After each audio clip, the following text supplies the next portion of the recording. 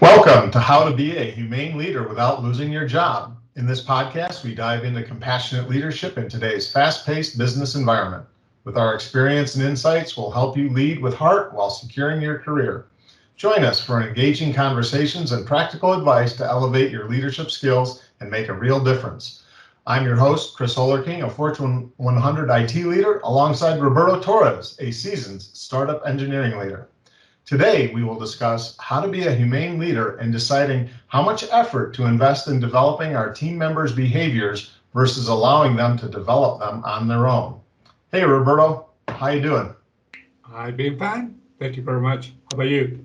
I'm doing good. It's busy here in Tennessee. Fall, leaves are falling. It's crisp. It's nice out. How's the weather back by you? Totally weird. We had last weekend, we were as hot as the summer instead of fall. So that's it. Amen. Who can predict? Wow, changing behaviors. I'll tell you, out of anything that you're going to do as a humane leader, behavioral things are probably the most difficult things to change in ourselves and others. I feel I have a very strong position on this.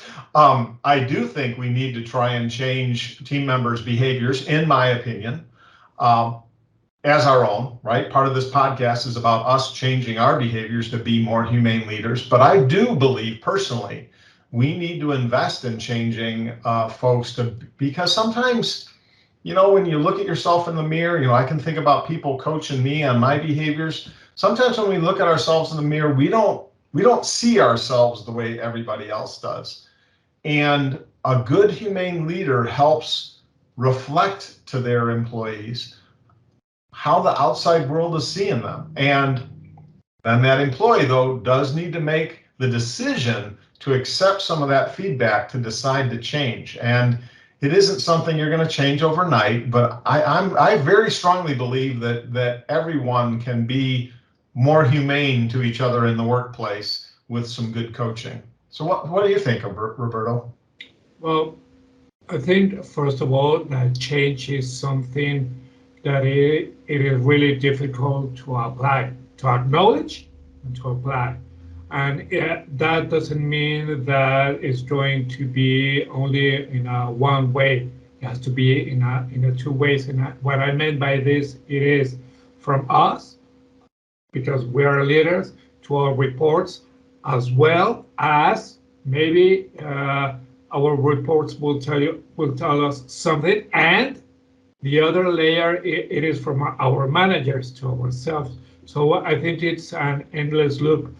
But the most important thing is are people willing to change? Because when we tell someone, hey, you're required to change because maybe you ain't that friendly with the team, but his productivity is way to the roof.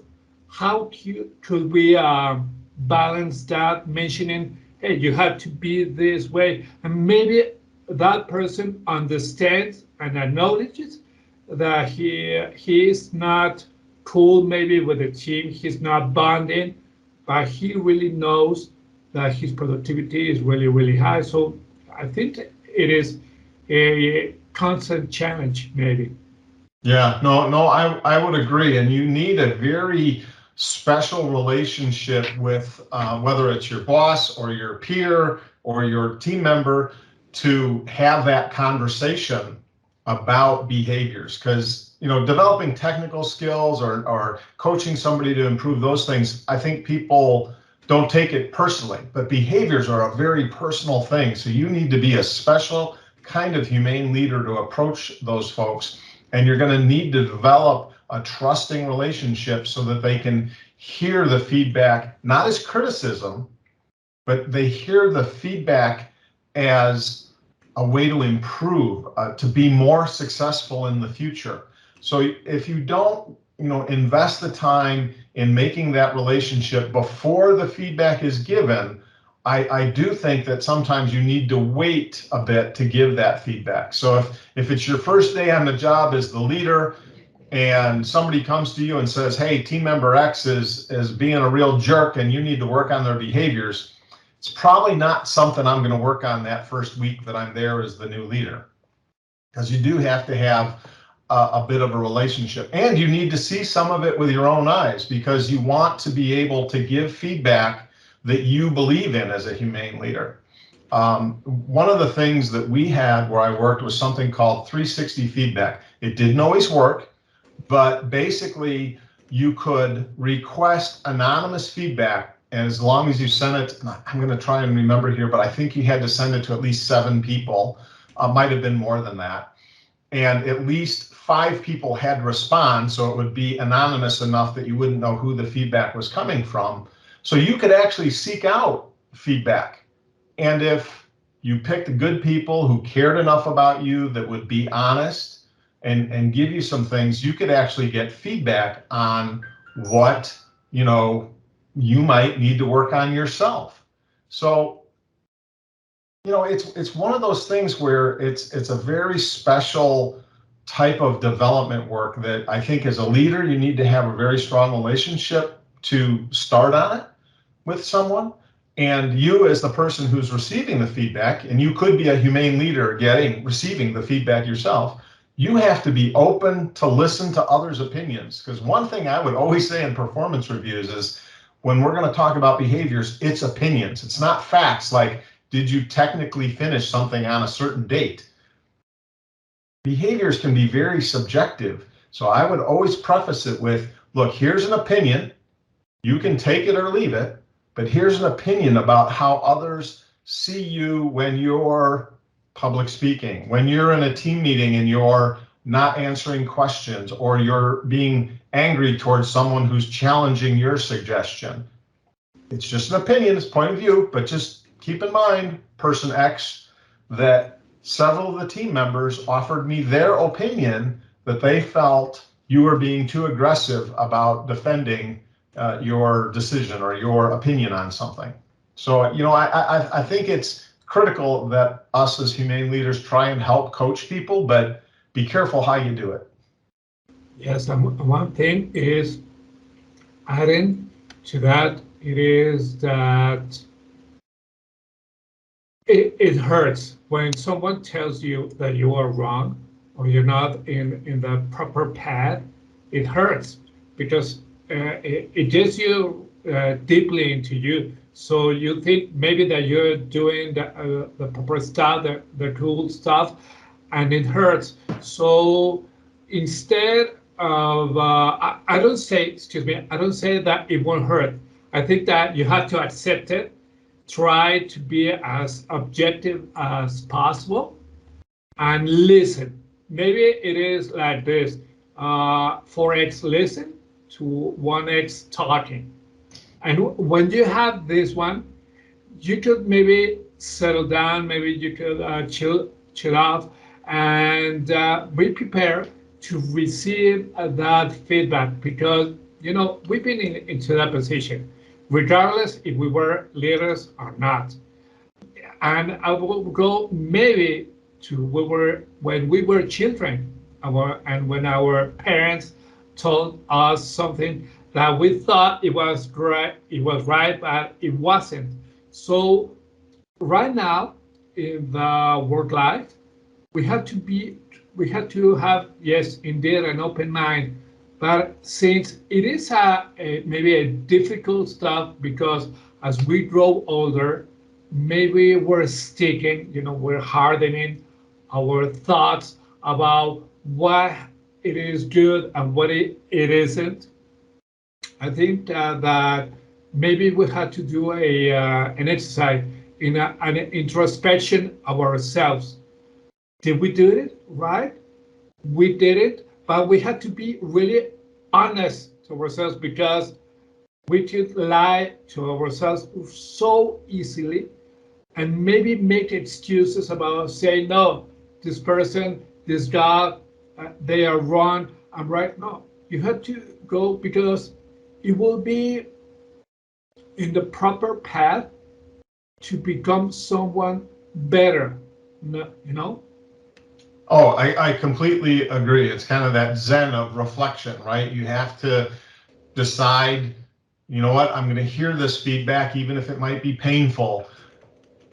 And then you decide what kind of actions you're going to take on it. One of the common things I would do in performance reviews, again, in reminding folks that listen, this feedback is on behaviors.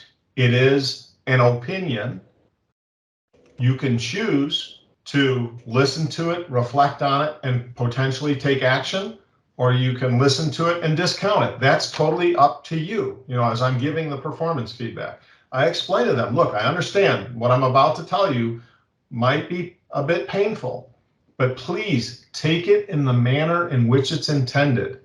It's intended to help you become a better employee and be more successful in the future. So as long as the feedback you're giving, you phrase it in such a way that your intention is positive, your intention is to help the person, whether it's above you, a peer, or someone who's working for you, the intention is to improve them for future growth, future success. If you're doing it with that as an intent, you can't go wrong. Now, the person may not accept it. They may reject it and say, no, you're totally wrong. That's also their opinion, and they are welcome to it. They can decide to take that feedback and say, I'm not changing a thing. But next year's performance review, when they don't get the promotion that they wanted, and they have to hear and listen to, well, part of the reason was we've got multiple feedbacks from bosses, middle managers, peers, that all say that you're not open to other people's suggestions and you don't listen enough to their suggestions before discounting them. That's part of the reason why you didn't get the promotion, because a leader has to be well-rounded and listen to all angles of the arguments. It's those kinds of things that if you phrase things properly, you take into account that the person may or may not choose to listen to the feedback, but at least they've heard it. And then unfortunately, you may have to give them some bad news later on if they chose to ignore it, that maybe their performance is not what you expect. And of course, obviously, in the worst cases, the very worst cases of performance feedback and coaching for success, in the very worst cases, it could lead to the end of somebody's job if they're really a bad behavior team member. I mean, it could get that bad. Hopefully it doesn't. It didn't very often in my career. Thankfully, I didn't have to pull that trigger on very many people over my career. But, recognize that sometimes you will not be a successful humane leader. You may be given the best feedback and you may be the best coach on the planet, but sometimes the person just refuses to acknowledge that feedback and refuses to take action. Yeah. Something that you mentioned that is really important, but I will have to add something. You mentioned performance reviews, and you mentioned productivity, and it's totally true and clear about it. We are measured by our performance, regardless of the position that we have. But something that is really important also are soft skills, because someone could be really high in productivity or could be in the track of being that. But people, if you see a human, anyone or any individual, they have soft skills within. They might have stronger ones or they might have weaker ones. And the thing is, let's say, for example, teamwork. When you're in a team, you must try to be in that team, as a member, as a link. But if maybe you're not in a leadership position, but you try to give orders and people doesn't recognize you, maybe there is a problem within you. So I think also that we as human leaders have to recognize which soft skills this person has and which ones have a lack of. Maybe they don't have, I don't know, maybe negotiation. Should we print that into that person or not? Maybe they don't have resilience, which is something really common in people who get angry most of the time, or maybe not most of the time, but in certain situations. where maybe people will get frustration, and you have to teach them tolerance to frustration. Why? Because it didn't work out as they thought it would be. Communication is always something that it has to be required. So I think if we could manage to learn and see an objective map of these persons, it will allow us to fully understand. And when I meant map, I meant anthropologist map. An anthropologist, what it does is it goes to a community and says, I'm going to learn about the person, their interactions, what they do, what they don't. So if we go with our, let's say, a report, and we do that, we can see the strengths, the weaknesses, the opportunities, and the threats, you know. And with that, we could see that person, what it requires, how could we help this person? And with that, the productivity will begin rising. I think it is an excellent tool. I always do it, always, at every startup that I get in, to understand, because we don't know. We only talk during the interview. But with that, I could act. So having a constant understanding of that person will allow us to help them, not help them, to support them, to guide them. But if that person doesn't want to be neither help, support, or guided, then we must do what you told me. Yeah, and I think that we have, as leaders, and so I'll use it where we're being humane leaders, and I'm going to talk about our direct reports in this example. But let's suppose we have 5 or 6 critical behaviors that we are monitoring, our soft skill behaviors, and we look at our employees and we give them 10 points for somebody who's really an expert at public speaking and sensing the crowd's relationship, you know, and one is really terrible. They just have no personal sense of how others are reacting to their speech at all. Well, I think that in many cases you can coach somebody who is a 1 or a 2, and you might get them to a 4 or a 5, you know, a good average level of that soft skill. And you might be able to take somebody who's a 5 and push them to a 7 or 8 or a 9. But, you know, part of it is, what do they want to be?